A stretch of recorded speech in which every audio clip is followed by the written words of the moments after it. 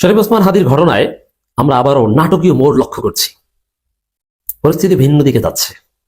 আমরা প্রথমে যে সন্দেহ সংশয় করেছিলাম এগুলো কিচ্ছু না, আস্তে আস্তে সামনে আসছে। ইউনূস সরকার এবার নড়ে চড়ে বসেছে, আসল জায়গায় হাত দিচ্ছে, আসল জায়গায় ইঙ্গিত দিচ্ছে। আজিব সেনাপ্রধান এবং ইউনূস সরকারের মধ্যে বিরাট ফাটাফাটি লেগে গেছে। এতদিন আপনারা শুনতেন শরীফ ওসমান হাদিকে হত্যা করেছে আওয়ামী লীগ, শুটার ভারতে পালিয়েছে।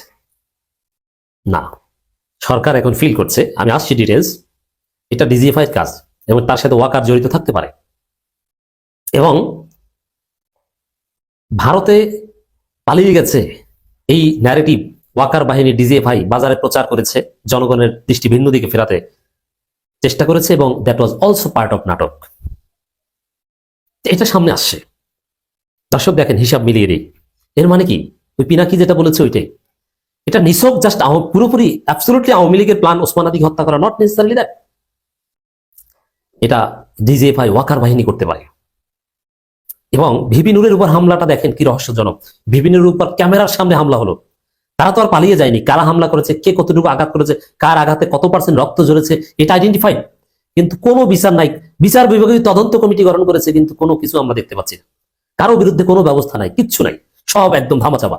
মানে কি, এটা সরাসরি ডিজিএফআই পরিকল্পিতভাবে করেছে এবং ভিপি নূরকে মেরে পার পেয়েছে বলেই ওসমান হাদিকে, অর্থাৎ আওয়ামী লীগকে এখানে ব্যবহার করেছে। আওয়ামী লীগ তো ব্যবহার করতে রাজি হবেই, ভারত এখানে আছে, কিন্তু আসলে একদম বেসিক পরিকল্পনাকারী কুড বি ডিজিএফআই। ইউনূস সরকার হয়তো বা জানেন, যার ফলে শরীফ ওসমান হাদির জানা যায় যে ভাষণ দিয়েছেন মাননীয় প্রধান উপদেষ্টা, তিনি বিচার করবেনই, একটা নিকট সবাইকে ধরা হবে, এরকম কোনো দৃঢ় ঘোষণা দিতে পারেন নাই। তখনই সন্দেহ হয়েছে যে এমন কোন শক্তি ঘটনা ঘটিয়েছে যার কাছে হয়তোবা ইউনূস সরকার অসহায়। এখন যে ঘটনা ঘটেছে, ইনকিলাব মঞ্চ তো আঙ্গুল বাঁকা করেছে, পুরো জাতি ইনকিলাব মঞ্চের সাথে আছে। তারা প্রথমে স্বরাষ্ট্র উপদেষ্টাকে 24 ঘন্টা আলটিমেটাম দিয়েছিল, তারপর আরেকটু বাড়িয়ে দিয়েছে যে জবাব দিতে হবে। সিভিল মিলিটারি ইন্টেলিজেন্সের মধ্যে ঘাপটি মেরে থাকা ফ্যাসিবাদের দোসররা এই ঘটনা ঘটিয়েছে, তাদেরকে চিহ্নিত করতে হবে। খোদা বক্সকে এবং স্বরাষ্ট্র উপদেষ্টাকে জবাব দিতে হবে। জবাব না দিতে পারলে তাদের পদত্যাগ করতে হবে। তো বাধ্য হয়ে স্বরাষ্ট্র মন্ত্রণালয় সংবাদ সম্মেলনের আয়োজন করেছিল, কিন্তু সংবাদ সম্মেলনে স্বরাষ্ট্র উপদেষ্টা উপস্থিত ছিলেন না। এটা থেকে স্পষ্ট যে একটা প্রক্রিয়ার পর স্বরাষ্ট্র উপদেষ্টা হয়তো পদত্যাগ করতে পারেন, অথবা মাননীয় প্রধান উপদেষ্টা নিজেই স্বরাষ্ট্র উপদেষ্টাকে সরিয়ে দিতে পারেন। হতে পারে স্বরাষ্ট্র উপদেষ্টাকে একদম উপদেষ্টা পরিষদ থেকে সরিয়ে দেওয়া, হতে পারে জাস্ট দপ্তর পাল্টানো, স্বরাষ্ট্র উপদেষ্টা পদটা অন্য কাউকে দেওয়া, এটাও হতে পারে। তবে নতুন কাউকে উপদেষ্টা পরিষদে নিয়োগ দেওয়ার সম্ভাবনা কম। পুরনো যারা আছে তাদের মধ্যেই দায়িত্ব বন্টন করে দেওয়া হতে পারে, যারা জাতীয় উপদেষ্টা, দ্যাট কুড বি। কারণ এখন পর্যন্ত আমাদের কাছে যে তথ্য বা স্বরাষ্ট্র উপদেষ্টার যে মুভমেন্ট, তাতে স্বরাষ্ট্র উপদেষ্টা এই পদে থাকতে পারবেন বলে মনে হচ্ছে না। এখন এই সংবাদ সম্মেলনে অতিরিক্ত আইজিপি একটা কথা বলেছে, খন্দকার রফিকুল ইসলাম। তার দাঁড়িয়ে আছে, অবশ্য বিএনপি বা ভারতের দালালেরা কারো দাঁড়িয়ে দেখলেই তাকে জামাত সন্দেহ করে। আরো বেশ কয়েকজন ডিএজি আমি চিনি ব্যক্তিগতভাবে, ভালো সম্পর্ক, অত্যন্ত পেশাদার লোক। একজন ডিএজির কথা আমি বলি, অত্যন্ত পেশাদার লোক, আমাকে পছন্দ করেন, আমি তাকে পছন্দ করি। আমি তাকে একটা কাজে ফোন দিয়েছি, তা তিনি বললেন যে কাজটা আমি করে দিতে পারি, কিন্তু আপনি আমার মহব্বতের লোক, এই কারণে আমি কাজটা করব না। কেন করব না?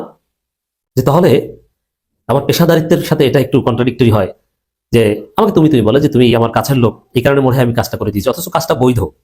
কারো রেকমেন্ডেশনে আমি কোনো কাজ করবো না, আমি সম্পূর্ণ পেশাদারিত্বের সাথে কাজ করবো। এবার এতটা সৎ, আমি স্যালুট জানিয়েছি যে ভাই আপনাকে স্যালুট, আমার কাজ দরকার নেই। এরকম নির্দলীয়, নন পার্টিশন, হ্যাঁ, তার দাঁড়িয়ে আছে, নামাজ পড়ে, নামাজিদের প্রতি তার একটা ভালো লাগা আছে, কিন্তু পেশাদারিত্বের জায়গায় কোনো নামাজি বেনামাজি তিনি আলাদা ডিস্টিংগুইশ করেন এবং কারো কথা শুনবেন না, তিনি তার মতো করে কাজ করবেন সততার সাথে। এই লোকগুলোকে জামাত ত্যাগ দিয়ে সেখান থেকে সরিয়ে দিয়েছে। এখন এই যে খন্দকার রফিকুল ইসলাম, আমার তার সাথে কোনো পরিচয় নেই, তবে তার দাঁড়িয়ে আছে, ভালো লেগেছে। দাঁড়িয়ে থাকলে আপনি ধরে নেন বিএনপি মন্ত্রীরা তাকে জামাত ত্যাগ দেয়। তিনি বলছেন শরীফ ওসমান হাদির উপর গুলি চালানো ফয়সালের ভারতে পালিয়ে যাওয়ার ঘটনা প্রচার কৌশল হতে পারে, এখনো সবশেষ অবস্থা নিশ্চিত নয়, বিভিন্নভাবে গোয়েন্দারা কাজ করে যাচ্ছে। এর মানে ভারতে পালিয়ে যাওয়া এটা কারা করেছে, এটা স্পষ্ট হয়ে গেছে দিবালোকে নাই, এটা ডিজিএফআই প্রচার করেছে জুলকারনাইন সাহেরের মাধ্যমে, ডিজিএফআই এজেন্টের মাধ্যমে। জুলকারনাইন সাহের কোনো ইনভেস্টিগেটিভ জার্নালিস্ট না, তিনি ডিজিএফআই একজন এজেন্ট। ডিজিএফআই যা বলে ওইটা পাবলিশ করে দেন। তার প্রত্যেকটা কর্মকাণ্ডের মাধ্যমে এটা স্পষ্ট হয়েছে, ওটা কোনো সাংবাদিকতা, কোনো ইনভেস্টিগেশনের মধ্যে পড়ে না, একদম ডিজিএফআই যা বলে ওইটা কপি করে দেন। ডিজিএফআই হাতে যে সব ভিডিও আছে, ওইগুলো সব জুলকারনাইন স্যারের কাছে আছে। এটা স্পষ্ট। ডিজিএফআই আটক করে যাদের ফোন থেকে যা নিয়েছে সব স্যারের কাছে আছে। এই স্যারের মাধ্যমে ডিজিএফআই প্রচার করিয়েছে যে খুনি পালিয়ে গেছে, অথচ বাংলাদেশ সরকার বা সরকারের কোনো বাহিনী, কোন ইন্টেলিজেন্স কেউ নাকি জানে না, কিন্তু ও আকারে পথ বালক জানে।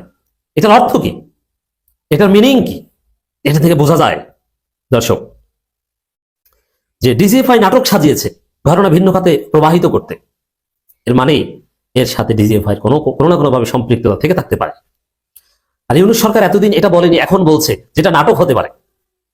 এখন এইটা আবার ডিজিএফআই টের পেয়েছে যে না, যদি আসলে ভারতে না যেয়ে থাকে। এবং আমি আরেকটা আলোচনা করেছি যে এটা একটা সুখবর, যে ভারতে থাকলেও জাতিসংঘ বা সবাই যেরকম সোচ্চার হয়েছে, ওই শুটারকে ফেরত আনার একটা সম্ভাবনা আছে, অথবা শুটারকে যেভাবে দেশের মধ্যে থাকলেও গ্রেপ্তার করা হতে পারে। এবং মহারাষ্ট্রে অমুক্তম এইসব নাটকও তারা সাজিয়েছে। সেই জায়গায় দর্শক তারা এখন মানে বুঝতে পারছে যে ডিজিএফআই নাটক এইসব এগুলো সব সরকার টের পেয়েছে, এইসব নাটকের সরকার কনভিন্স না, সরকার এটা বিচার করবেই, হয়তো বাধ্য হবে যেন সরকার বিচার করতে। এই কারণে তারা বলছে যে অপরাধী ভারতে গেছে, কিন্তু তাকে ভারত পুশব্যাক করতে পারে, এর মানে বাংলাদেশের হাতে ঠেলে দিতে পারে, তারপর গ্রেপ্তার করে সরকার বলবে যে অমুক জায়গা থেকে গ্রেপ্তার করেছে। এই কথাগুলো বলছে। এর মানে পুরো নাটকীয় পর আপনারা হয়তো শীঘ্রই দেখবেন যে বাংলাদেশের কোনো জায়গা থেকে সেই শুটার গ্রেপ্তার, এবং ভারত থাকলেও সেখান থেকে ভারত ধরে আনুষ্ঠানিকভাবে হোক অথবা অনানুষ্ঠানিকভাবে হোক পুশব্যাক করে, আনুষ্ঠানিকভাবে মানে তারা গ্রেপ্তার করে এক্সট্রাডিশন ট্রিটি আন্ডারে ফেরত দেওয়া। এটা একটা প্রসিডিউর আছে, টাইম লাগে। আর দ্রুত রাতে যেরকম শেখ মুজিবের এক হত্যাকারীকে ফেরত দিয়েছিল, ভারত ফেরত দিয়েছে গোপনে, প্রসিডিউরাল কোনো ছাড়া। আর তারা বলছে যে অমুক গাবতলী এলাকায় থেকে তাকে গ্রেপ্তার করা হয়েছে। আসলে কিছু না, গাবতলী এলাকায় সে জীবনও আসেনি, ওরা ভারত তাকে পাঠিয়েছে, নাটক সাজিয়েছে। তো যেভাবে হোক না কেন এটা আপনারা দেখতে পারেন। এর মানে তাহলে ইউনূস সরকার ভিতরে ভিতরে টের পেয়েছে বা বিশ্বাস করতে শুরু করেছে, যেহেতু বলেছে যে ভারত জবাবে এগুলো নাটক হতে পারে, ডিজিএফআই বা ওয়াকারকে সন্দেহ করে থাকতে পারে।